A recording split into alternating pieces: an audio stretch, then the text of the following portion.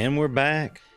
Oh man, we always have people do like, feats of strength, so to speak, while we're on break. And I was just amazed. That was like the largest dab I've ever seen anybody do, Leland. That must have been like a 3.5 gram chunk, and you didn't cough once, and you don't even seem like you're high, man. Yeah, they say I have calloused lungs. Calloused lungs. That's it. Heart of the warrior.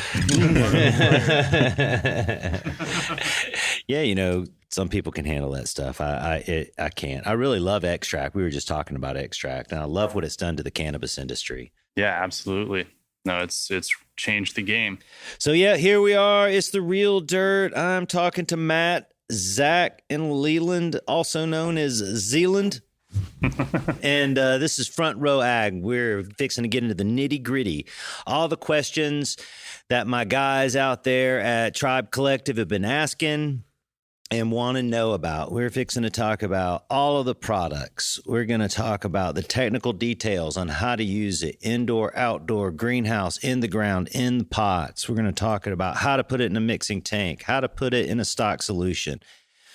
Oh man, put your joints down, pick your pens up, get your notepads ready, and here we go.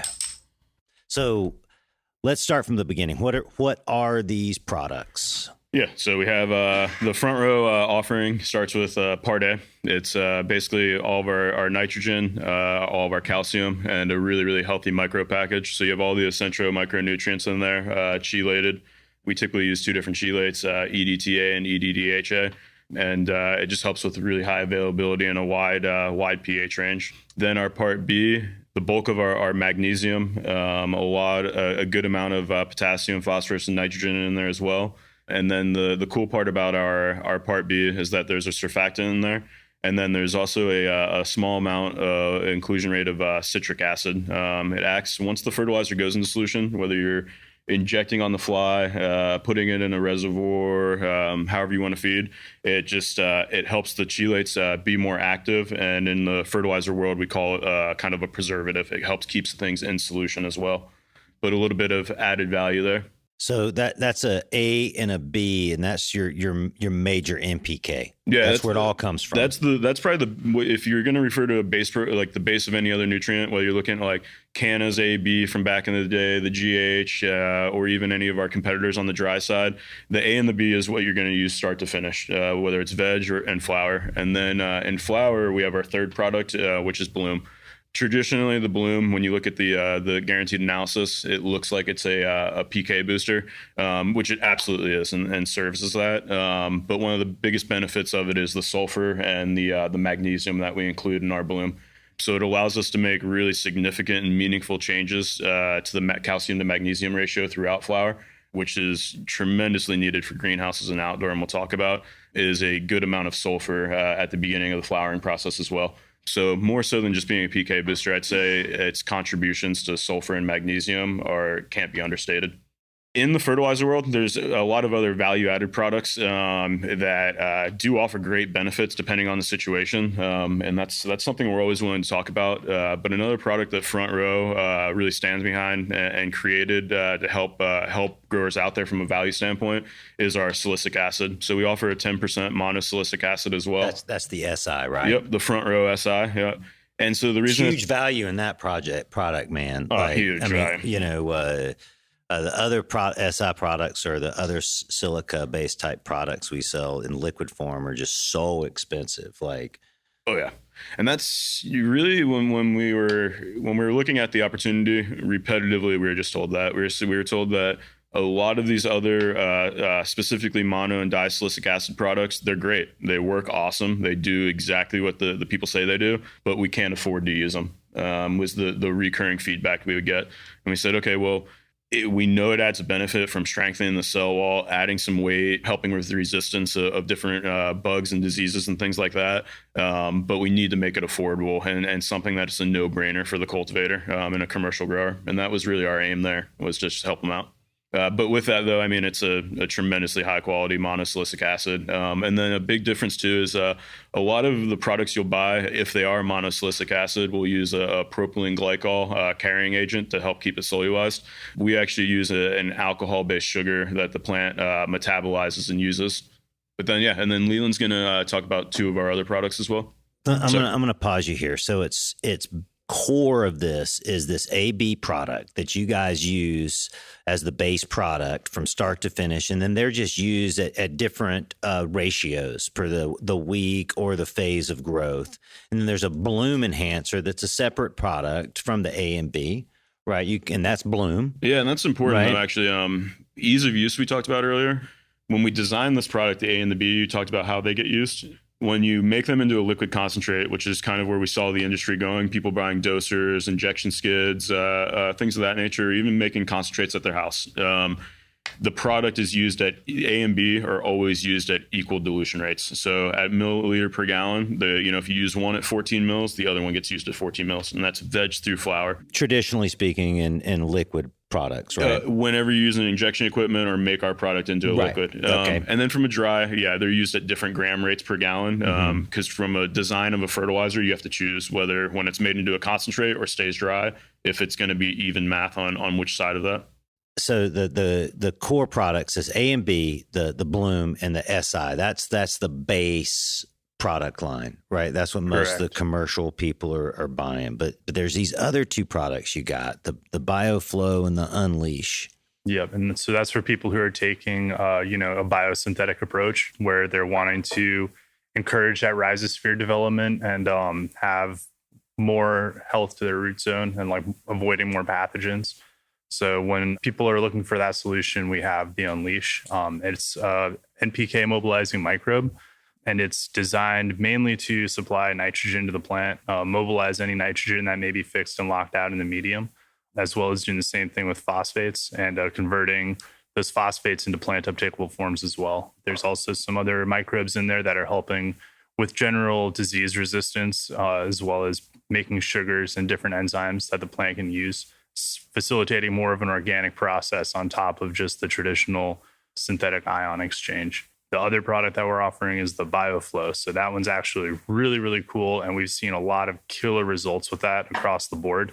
It's made to, or it's designed as a irrigation line soak. So it's part of a treatment that you're using in your irrigation system.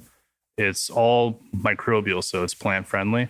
So what we're recommending is that people are using it overnight or for like a minimum of 4 hours in the lines. That way it's breaking down any biofilm that's building up, any kind of nutrient scale, and making it into a flowable form that in most situations isn't going to affect the plant in a negative way. The worst thing you might see from it, if you've got really nasty lines, there might be some chunky stuff that's coming out the first time you use it. That's what you want. And that's what you want. Or it's going to have a really low pH, which is also a sign that it's working. But right. I've seen that take care of some of the gnarliest irrigation line problems where people wanted to throw their whole system away. Hey guys, I know everyone who's listening, we all love the real dirt. I mean, I love the real dirt. But you know what I love even more than the real dirt is actually growing in dirt. That's right, Grower's high porosity cocoa formula. That's my potting soil. Man, I've gone through so much trouble and research to build the cleanest, most effective potting soil for growing cannabis. Man, we built all this stuff inside. I break all the pallets, all the raw materials down on the morning. I push it through our machine. We use a series of conveyor belts. There's no cross-contamination. Everything's machine mixed. It's all made and mixed by volume. It goes directly into a bag. By the end of the day, everything that we started at the start of the day, all the raw materials, they've turned into bagged product that's all stored inside.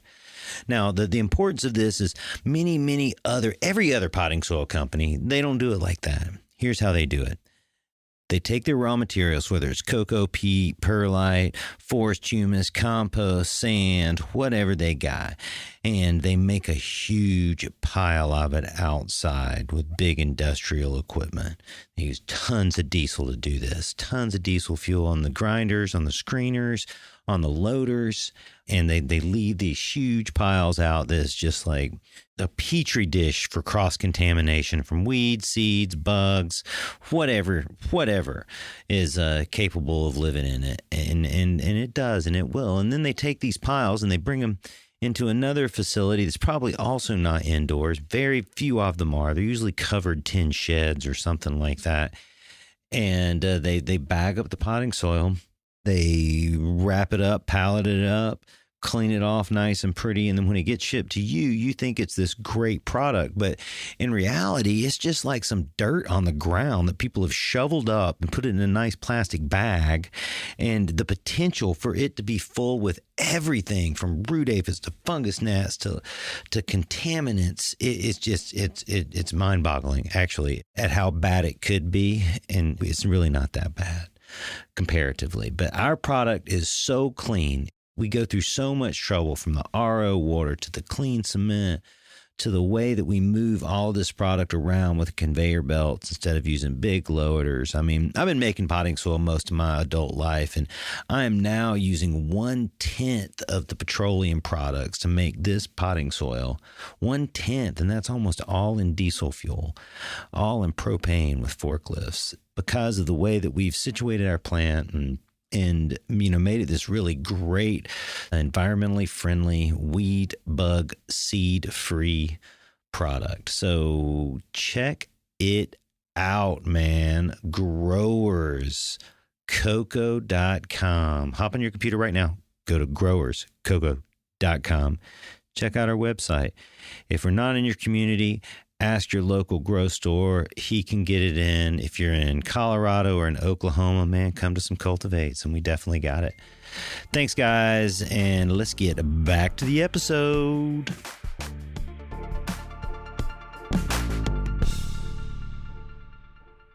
These are the core products, and people use these type of products in all different ways. But the most exciting way, or I should say the most conversation we have, is with fertilizer injectors. And I kind of like to go right into that on on stock solutions, fertilizer injections, and let's hop down that rabbit hole, as they like to say. Absolutely. Definitely. Yeah. And I would say that's what our product is designed for specifically. It's great for going direct into res and works awesome for that. But from a original intent, the math behind it, we really saw it being great for injection systems.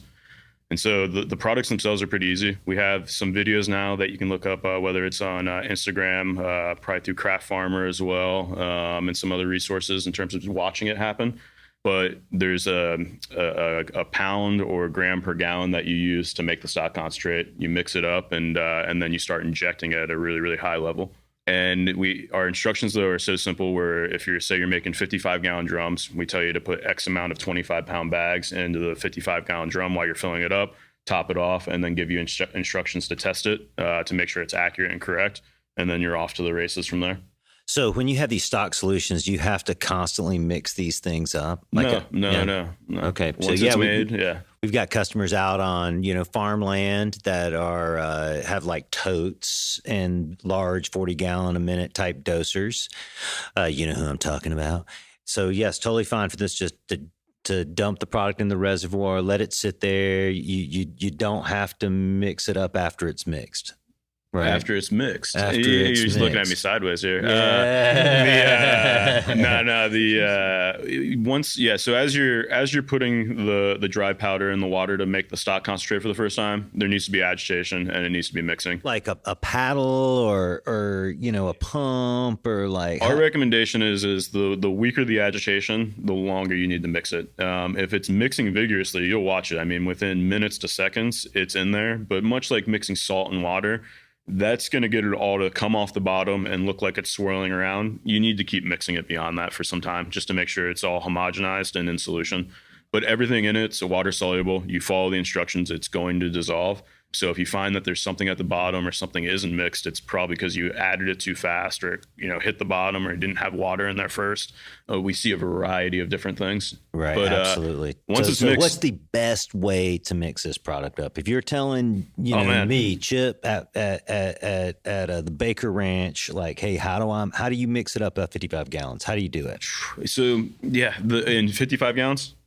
No, man. Let's say a tote. Let's say a tote. So the best way is to Mixer Direct's a company you can get online, and they make really high quality industrial mixers that actually go right on top of 250 50-gallon totes, or they size them for cone bottoms, or even barrels. They have barrel. And what's that brand again? Mixer Direct. I think they're out of Kentucky. Mixer Direct. Okay. But that's who we've used for, probably almost a decade to buy our impellers. But they make them for 55-gallon drums, totes, and huge vats if you want to. Okay. But I would say ideally you buy an impeller from them that's sized for your container. They'll help you out with that. And then you would fill up that whatever the container is, a drum, a tote, halfway up with water. Start to get it mixing slowly with that impeller and the water moving, and then start to add the salt. You'll see the water volume come up. Keep it mixing, add the bags of salt, and then top it off to the volume that is your target, and then check the solution. Man, you make it sound so easy, and the math is on your websites, right? It's on our mixing charts, our website. It's everywhere. It's right on the front of the bag, actually. In the instructions, it's right on the bag. Yep. So I can just look up the feed chart for my totes, which are these large. Like, how do you guys? I mean, they come in all sizes. How do you guys say the size? 200 gallon or 275? Yeah, I always just say it's a 250 because it's either 225 or 275. And then people just put up however many gallons they want in it to stabilize the. Yep. All right, so like we have 275s and we call them 200s, and we fill it to the 200 line. Yep. And so I mean, one time, whether you're a new customer of ours and you call us, like you call Leland, or you read the instructions, which is very clear, you would have 200 gallons. You'd be like, okay, well, in a 50-gallon drum, I put in 3 bags. So in a 200-gallon tote, I'm going to put 3 times 4 is 12 bags, and that's it. You fill it up to 100 gallons or so in your 200-gallon tote. Slowly start adding the 12 bags while it's mixing, maybe a little bit of water as you with that displacement, and then keep cold water. I can use what? So 2 things here. There's a little bit of this will be out on the farm, man. Room temperature or hot, but if it's better, if it's warm, it's going to mix better. If it's all right, what if it's coming right out of the ground? Yeah, that's many of these people, and myself, we have to come right out of the ground into like our water storage area. Ideally above 65 or 66, but the lower the temperature is, you're just gonna have to mix it longer. Yeah, it'll still go in solution, longer longer mixing. Yeah. So I just gotta put some time into mixing it. Yeah. I mean, if you're using 58-degree water, trust me, it'll go in, but you're gonna spend 2 or 3 hours mixing that. Right. And with this, with the agitating mixer you were talking about, you just turn it on and walk away. Yeah, I mean, and we don't recommend this, but we're at a grow doing a site visit in Washington a couple weeks ago, and the guy had an impeller on the end of a cordless drill. Sure. 30 seconds to a minute we sat there, and it was definitely mixed in solution. And then we came back about every 5 minutes and mixed it for 15 minutes and called it good after about 15, 20 minutes. Oh, all right. Yeah, and it got mixed 3 or 4 times and was good to go.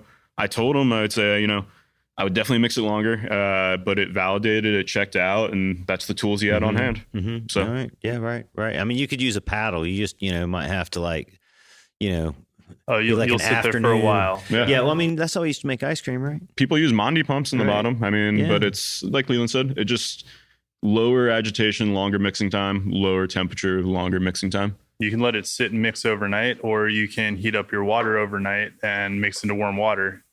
There's a couple different ways to solve it. Yeah, generally the recommendation, just because I like things easy, is to try and get the water hot. So if I know that I'm going to have temperature issues mixing my stock tanks, then I'll plan for it, because it's something you only have to do every month or 2. Right. So I could dump all my water out of the well into the stock tanks one day, come back the day later, and it's going to be warmer. And another note is that you'd want to use RO water if you're going to be mixing stock concentrates. Okay. Just because the carbonates and other minerals that you'll find in the well are going to interact with the mix when it's mixed into concentrate. So you need to spend some time and get the RO on the stock tanks. Only on the concentrates. But only on the concentrates. And Leland brought up a really good point, though, is we do find, too, which is interesting, people will mix smaller volumes for some reason. And once it's mixed in solution, I mean, whether it's weeks or months, unless you're sitting on a freezing cold floor or outside or something crazy, it's going to stay in solution for incredibly long periods of time. So mix something that lasts you several weeks to a month and a half, not something you have to make every other day. Yeah, absolutely.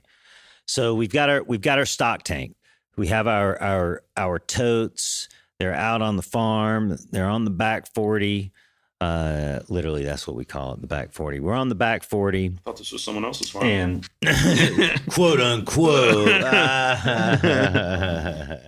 nothing for sale here. Everything's legal. Yep. And then we're picking our injectors of choice. Right. You know, Dosatron kind of sets the standard in the game.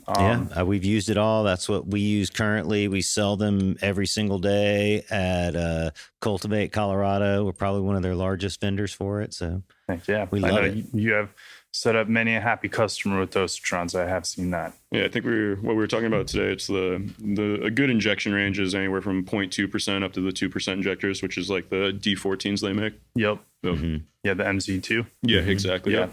That's a great little workhorse. But yeah, so as far as injection goes, if you're following our instructions, you're injecting at around a 1 to 250 ratio. So that's sitting you anywhere between, like around 20 to 22 milliliters per gallon in veg, if you want to look at it like you would typical liquid nutrients, all the way to like if you're using all three parts in flour, we'd be closer to 10 to 15 milliliters. So it's got a little bit of a range, and mixing into a liquid makes it easier to make those adjustments if you're looking to be hitting a target EC.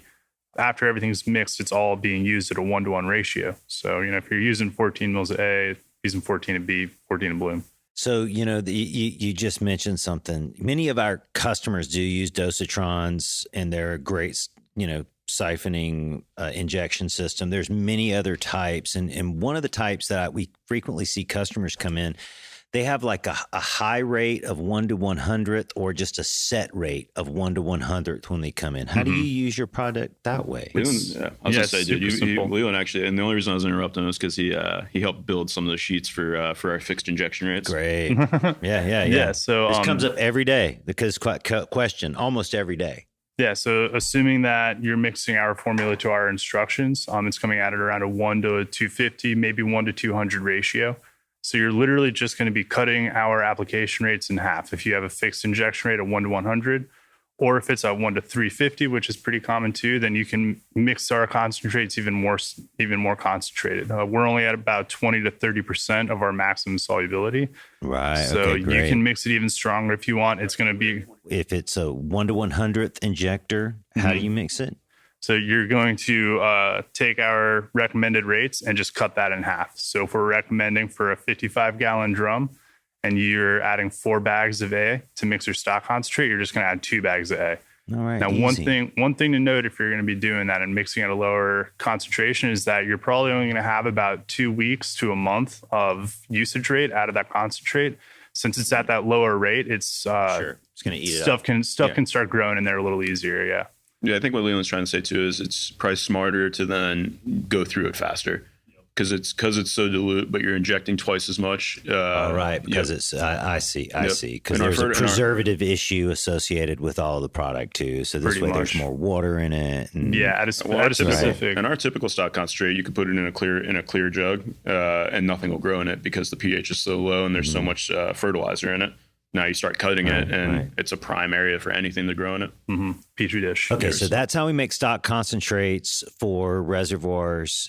What if I want to make a gallon stock concentrate to be used out? Is it the same way? Same way. Same way. You can Sorry. No. I was just going to say our 5-pound instructions for either smaller commercial facilities or your hobbyists, it's the same instruction sheet that we have. Instead of being in a 55 or 50-gallon drum, it's in a 5-gallon bucket, and or one of the old liquid nutrient 5 gallons you've kept.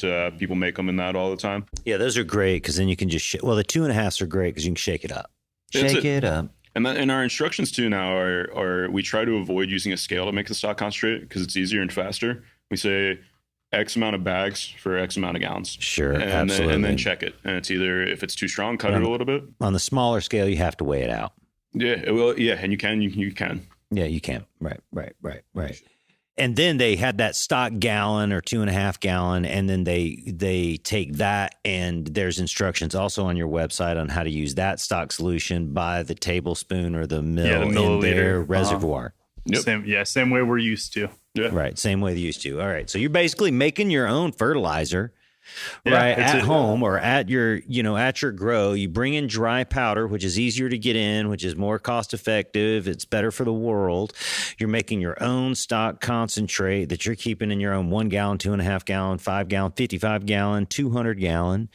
And then you get to use it, at will. You can use it with a injection system at varying injection rates or by the milliliter or tablespoon per gallon in a traditional reservoir. You can go right out of the bag dry, right into your reservoirs as well. Yeah, because you don't have to make a stock concentrate. No, you do not. And I would say most people don't. Exactly. As much as I want people to inject and make our stock concentrate and enjoy that, I would say a super majority of our customers actually go right out of the bag into a reservoir like we all did.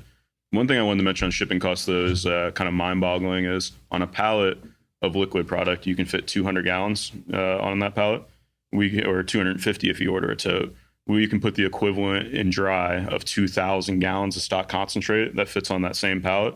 And then also typically our shipping costs, instead of shipping that weight of water, and then because of the units, it's about 5 to 10 times cheaper in shipping as well. Shipping, it's such an economic cost and an environmental cost, man. There's more than one way to care about the environment than just growing organically. And it's shipping and packaging, movement of people and materials over space and time. Man, we really got to think about that as an industry and as businesses. One, it makes us more money the more effective we are with it, but it's better for the world. Keep telling Zach to stop flying his private jet everywhere. Oh, Zach, what kind of jet you got? Can't tell you. But leading off of that, and I guess this is something that I like to focus on a lot, is that us compared to some of our competitors, to reach a desired outcome of your EC, a lot of these other companies that are powdered dry fertilizers, you're having to hit numbers sometimes double the amount of the input that you can reach a high or desired EC than with ours. So let's just say by chance, it's competitor A or whatever it is, to reach 2.0 EC, you're using, let's just say, 4 grams across the board, each of ours. Well, you'd have to use 6 or 8, even more grams per gallon to reach that 2.0 EC. So not only are you having a savings originally when you buy our product, not only from dry to dry, but also dry to liquid, but then on top of it, the savings comes in from the amount that you use grams per gallon or mLs per gallon to equal your desired EC. And we hear that all the time as well. I had to use this product at a 3.0 EC, and I only use yours at a 2.4 or 2.5. And you'll compare the product, and it's, well, at 2.4, we have the same ppm of nitrogen, potassium, phosphorus, and meaningful things. But in order to achieve those same rates of micros or even macros, they have to use substantially more conductivity to get the same amount of product that we offer. Hey guys, just a quick break to tell you about Cultivate OKC, Cultivate Colorado. I got into the hydroponic supply business 2009. I'd wanted to open up a retail hydroponic store for years, and I was already making potting soil at that point, maybe some fertilizers and some other stuff I was into. I hadn't opened up a retail shop, and I got this opportunity to open one up in California. Right as I was fixing to open up down in Riverside, Colorado came along. Ended up being better, bigger opportunity. Opened up our Colorado stores, and, man, it's just, we've been off to the races ever since. Now we're in Colorado and in Oklahoma. We ship all over the country and even the world, man. It's amazing the people that call us, contact us that needs some equipment to grow their fine cannabis with. So if you need any help, any equipment, if you want to come to a great grow store where people don't judge you, we're not click oriented, we're just there to help you grow, man, come see us at Cultivate. Cultivate Colorado. We're on exit 206, I-25. We're also on the Stapleton Monaco exit there on I-70. And down in Oklahoma City, our newest store, and man, probably our nicest showroom right now, is we're right on the corner of 10th and Meridian. So come check us out, 1101 North Meridian. Yeah, man. Got any questions about growing, no matter if you're big or small, just come on in. Be glad to chat with you. So we get the stock tank solution question all the time. We get this question of, do I have to make a stock tank? No, you can go right from the powder into your reservoir. Man, and the other like thing people talk to us about, especially here in Oklahoma, but also with hemp growers throughout the U.S., is like how to use it outdoor and in the ground. Yeah, that's a great question. Part of kind of like our water testing, one thing that we do or we look at and we offer, and one of the partners at Front Row is an agronomist by trade, is we read and analyze your soil tests. Any farmer that's going to grow outside or cultivator that's going to grow outside and wants to put their plants in the ground, the first thing we recommend is hiring a company like Waypoint, for instance, testing your soil. Just taking a standard soil test and going out there and figuring out, okay, what's my salinity, my pH, my organic composition, my pounds of nitrogen, potassium, phosphorus, everything out there. And then we'll actually look at that with the farmer or the grower, and we'll say, okay, well, you already have this amount of nutrients in the field based on how much the crop is going to use and the length of your crop. This is what you'll need to start amending with our product at some point. And same thing again, though. They can make it into a liquid concentrate and inject it in their drip system. They can put it in giant reservoirs and, use it on sprinkler heads, whether it's a center pivot or actual heads. At that point, we see a variety of different things. But we always start with them on a soil test because they might have no food in their field and need a fertilizer from all of our products, or they might only need one of our products for 2 weeks at the end because the field is super rich in fertilizer already. Another point to add to that is a lot of people like to kind of give salts a bad name, wrecking the earth and polluting the water with nitrates and phosphates. Because that used to be the case. They used to have inferior quality fertilizer, absolutely. But that's not what you guys have. No, like this isn't an ammonia-based fertilizer. We do rely on some synthetic nitrates. That's the majority of products out there, even if they're claiming to be organic. There's not a lot of soluble forms of calcium out there that don't include a nitrate with them. So that being said, we're delivering about 20% less nitrogen to a field as a conventional farmer would recommend, and doing that with the most practical, responsible forms of irrigation possible. So we'll always be recommending a drip system to be going into a field. That way we can deliver precise amounts of irrigation, know exactly what the roots are getting in terms of the fertilizer, and not just trying to do a broad application, even though it will work in conventional systems. And I'd rather somebody be doing that than I'd rather somebody use 250 pounds of Front Row per acre and spend a little bit more money versus throwing 200 pounds of ammonium nitrate on the field and hoping for the best. So you're going to get as much nitrogen out of our system with our drip system or subterranean system, delivering water directly to the root zone. And there's guys conventional corn farmers and wheat farmers who have watched hemp growers row crop and do really, really well with plastic mulch and a drip system, to the point where they've gone through and done it the next year for their heirloom strains and hit record yields out of their fields. It's something that it's on the forefront of agriculture. If you see it as a problem, look at it as a solution to a problem and a transition into a more responsible way to farm. Well, ROI comes in so many different ways on a farm. That's for sure. And one of the ways we see many organizations have problems, cultivations, they'll reorganize their facility. They'll bring somebody in as a manager or CFO. And the first thing he wants to do, the easiest thing he wants to do to make himself look good, hey, you guys are in this position. Either don't do it or recognize that it's happened. The first thing they do is like, we're going to cut our production costs and we're going to get the cheaper shit.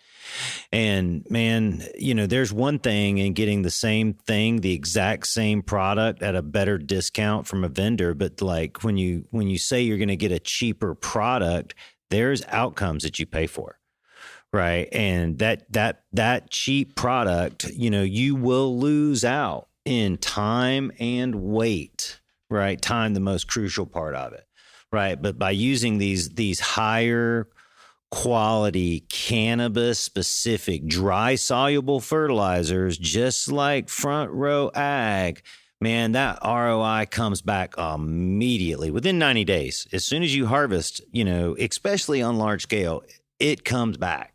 Oh yeah, and if you're spending less than 1% of the gross revenue that your product brings in on fertilizer, then you're exactly where you need to be. And I would say we're well below that. And so there are products you should spend money on, though, is what I'm getting at. Yeah. And there's places you should stop, like Leland brought up in terms of fertilizers you shouldn't spend your money on as well. Yeah. So we're talking outdoor in the ground. What about outdoor in pots? Yeah, same thing. We same thing. Drippers. Personally, I mean, I run some pretty large outdoor grows in pots. Oh yeah, I'm a container grower. Yeah. I love it, man. We do 45 and 50 gallon pots. We use 12-foot metal stakes. We drive into the ground, put up shade ourselves, and then run trellis. And it's kind of like growing an indoor plant, huge outside. Mm-hmm. And it's 8-foot by 6-foot centers.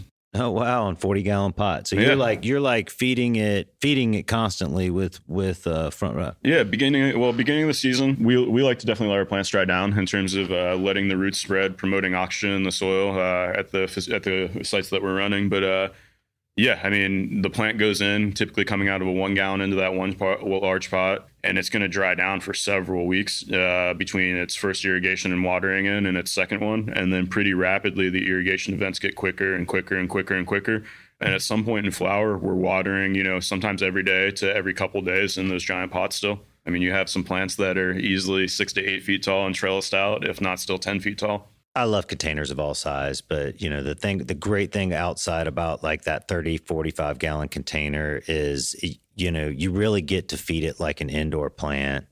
You can get them huge, but I like the smaller plants, and we've even run like 4 plants in a 40 gallon pot, 4 foot tall, and it just be this. Some of the highest weight we've ever seen, honestly, especially out of a pot, but. It far beat the just single huge monster plant out of it. But yeah, we so small containers, big containers, it doesn't matter. You use the same fertilizer rates as you would indoors. Well, I mean, and this is important actually. Internally, we've been talking about this as how to address different feed charts and pot sizes and things of that nature. And without going down a giant rabbit hole, generally the larger and larger and larger the pot gets and the longer time you have between an irrigation event, you need to increase the EC pretty proportionately too. So if you're in a 5 gallon to a 25 gallon, there needs to be a substantial increase in the conductivity you're feeding in the start of that schedule and how it tapers down. And then the other thing is when there's a large amount of time between irrigating and you're using a high quality fertilizer that's acidic, the pH is going to drive down as well. So you need to actually feed at a higher pH as well. Higher pH meaning? Well, so a lot of time, if you're feeding at say 2.0 and a 6.0 pH, a 2.0 EC and a 6.0, and you're in a 3 gallon, but say then you step it up even into a 5 gallon and you're feeding at 2.4, you already should be feeding at maybe like a 6.2 or a 6.3. And then if you're transplanting, and when we transplant into 5 gallons or even 7 gallons, we'll feed as high as 2.8, 3.0 EC. And at that point, our pH is 6.5 to 6.7. Mm-hmm. And then, but still, we'll watch it dry down for 20 some days between that really heavy irrigation and sticking the clone. And you'll get the runoff, and it'll be in the low to mid 5s actually by the time we would irrigate again. And that's how far it's come down. But if you fed that plant in at 6.0, the pH would be in the really, really low 5s to high 4s, and the plant wouldn't look good. Like directly proportionally, somebody's going to make a graph someday of, the dry back of given medias, cocoa, rock wool, peat moss, even probably different soil blends, showing as they dry back X amount of percent, 10%, the EC is going to go up by 10% as well. And the pH is going to decrease by X amount of percent, depending on the components of the fertilizer. So as your media dries out and the plant leaves some of those ions on the table that are registering a charge, the water becomes more concentrated, so to speak. So if you're going in at 2.4, then like Matt said, by the time the plant's ready for another drink, there's probably a lot of unused fertilizers still left in that source water or stuff that's been displaced and exchanged with the media that you're either going to be rinsing out or rehydrating and let the plant uptake. A misconception too in growing potted liner is, I guess, from use an ag term, anything that's in a container, whether it's a 1 gallon to a 200 gallon. Mm-hmm. It's been a misconception in the cannabis industry, but there's no other plant that's grown this way in a potted liner, or you'll open a book that tells you to grow it this way, which is start off at a lighter feed solution and increase it as the plant gets more mature and drinks faster. Every plant that's in a potted liner would be recommended from a peer-reviewed source to be watered in a way that when the dry down's longer and to let the roots spread fastest and the plant to grow at the fastest rate, you want there to be the highest availability of food when there's the longest amount of time between irrigating. Then as the plant starts to drink faster and faster and faster and faster, and you water it more and more often, you cut the feed solution so you don't burn your crop. And that would be how any peer-reviewed source would actually tell you to grow rhododendrons or roses or chrysanthemums. So opposite of the way that the cannabis industry does, which is like start it off soft and then jack it. Yeah. Right. It's Jack crazy. it and then go soft. And you'll see our feed charts, though. Our feed chart, Right. whether it's a 2-gallon or a 3-gallon feed chart, or we were telling you to grow in a large pot, it's going to start off at a high conductivity and taper off as you irrigate more rapidly. Yeah. No, I have noticed that on your formulation. And I've had people ask me about it. And I'm like, I don't know, just follow the chart. Everybody does it. It works. Yeah. That's a good answer. No, it is a good answer. And I've been involved in agriculture my whole life, and I had this really inquisitive phase where I wanted to know reasons for everything, and there's just too much question in the world, and so I've had to reduce where I want my brain power to be, right? And sometimes I just I don't know, it works. I don't care. Right, because I got my brain power on something else that to me might be more important, and I don't necessarily want to know everything about a bug or a fertilizer. Even though I'm interested in all of that, don't get me wish wrong. you could, but you got to move past it. Yeah, just got to move past it. For instance, people ask me all the time about, hey, can you identify this bug? And I'm like, no, but I can tell you what can take care of it. Yep. Right? Because it's also solution oriented, and that's back to the follow the feed chart. Everybody says it works. Just do what they say. Yep. Right. So, outdoor in the ground, outdoor in the pots, greenhouse in the pots, same as outdoor in the pots, right? Yeah, I mean, greenhouse, indoor. Outdoor. I mean, it's a lot all of containers. A lot of it for us is understanding your environment too. We'll talk to you when you call Leland or Farmer John or any of you guys, myself included. We'll talk to you about, what's your lighting intensities? How dry is your room? How humid is it? What's going on in the space and the pot size, the media you're growing in. And we'll talk about all these different things and have a discussion instead of just, being your normal consultant that says, here's what you have to do and you got to do it now and never listens to you. Yeah, absolutely. Well, man, when we're done with this, we'll go next door and you can tell us how to do it, man. My wife has a clone nursery and dispensary just right next door. It's Baker's Medical. It's in OKC. We'll go over there next. You guys can show me. Yeah, you saw it earlier. That's right, Matt. We'll go over there and you guys can give me a detailed on what we're doing. We've got some random things. We're just the plants don't look healthy. Change this, that. We'll look and see what the mills of everything are currently, and you guys can give me some ideas. Yeah, we'll rock through it. Right. The technical advice has been incredible here. We've talked about stocks, tanks. We've talked about reservoirs, indoor, outdoor greenhouse, man. And we've talked about pH significantly, but I really want to talk about this because this is something that confuses people. And here in Oklahoma, the pH out of the ground or out of the tap is 8.5 often.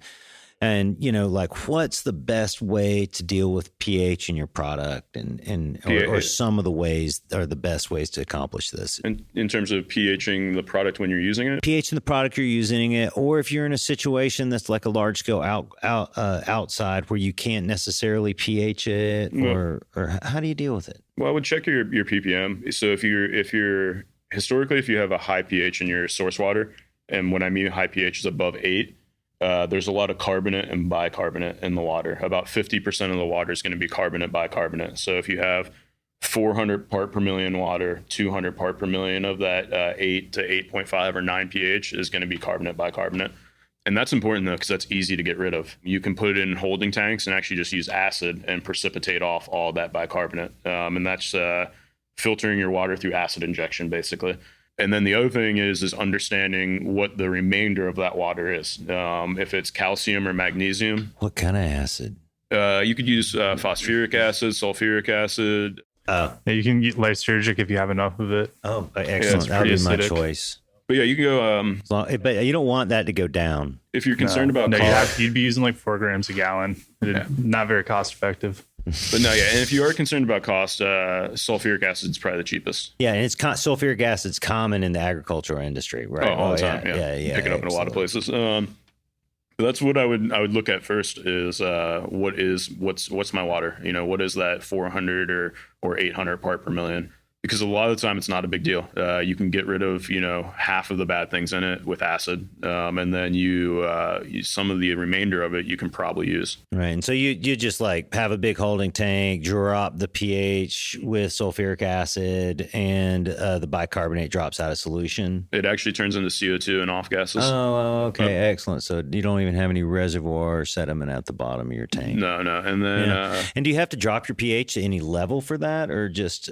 around below 5 is recommended. Yeah.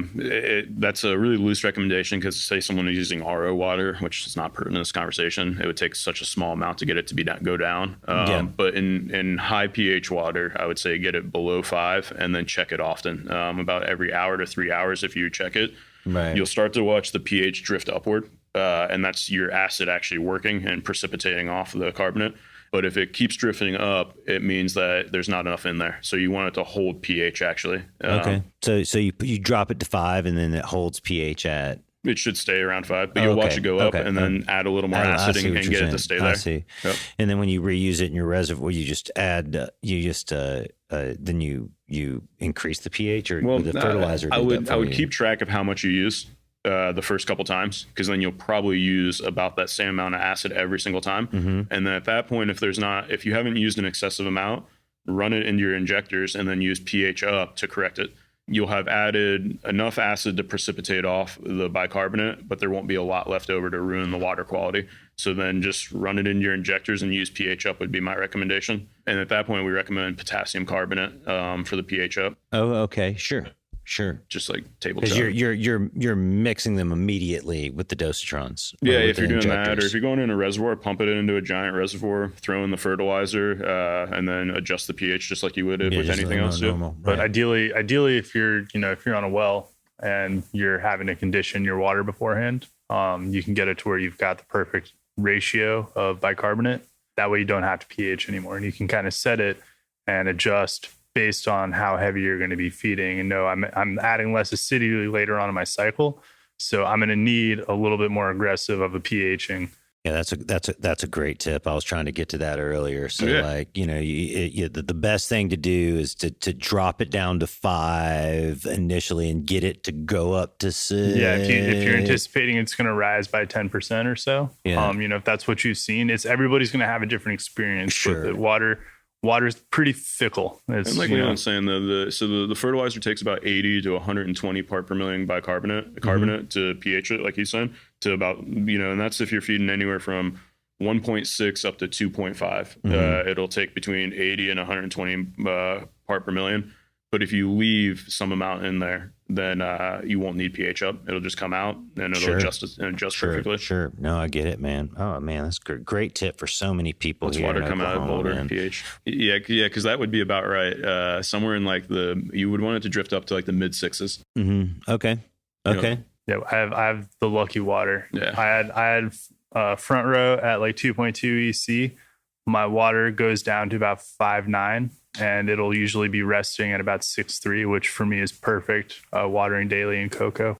So many growers in Oklahoma are going to just rewind this past 8 minutes and listen to this pH thing. This is such a crucial issue here because the water quality and then the bug pressure, right? And as soon as you get, off pH, the bug pressure comes in, the mold comes in, and it's, your yields are going down and your water consumption's changing. And it's like pH is just so crucial and it's often misunderstood. So many people don't think you need to adjust the pH, especially if you're using organic ingredients. And maybe there's some argument for that, but most people, that's not the case at all. You have to control your pH no matter what your fertilizer source. Right. In some way, it's got to balance each other out, right? Acidity and alkalinity, or you have to force the balance. Yeah, right? the Some way. soil's got to control the pH, or the water's got to control the pH, but one of them has to. Yeah, one of them had to. You have to know what it is. It's one of the most important things about growing cannabis. And we can also, like you said, if they keep rewinding it, we can, if they just go on to the website and we leave their information, put an email in there, Matt, I'm sure, can write up a candid email about this and then be able to send it off. And so people have that as written up. And I'll have this conversation all day. That was 8 minutes of my life right there. So we can, I'm down, guys. Reach out. Yeah, and then back to using your water. I think to be clear, the worst water contaminant that we're looking for is sodium. Usually, I mean, we look for heavy metals, but they're rare. We'll look for nitrates because they're not good for people. But when Leland and I get a water report, 9 times out of 10, we're looking for sodium, and we check out the calcium magnesium rates. But if your water starts to get above 30, 40 part per million sodium, that's going to, no matter what you're using, it's going to start affecting your quality in some shape or form. But if it's not there and it's bicarbonates and calcium and magnesium and other things, it's very usable water. Right. Yeah, absolutely.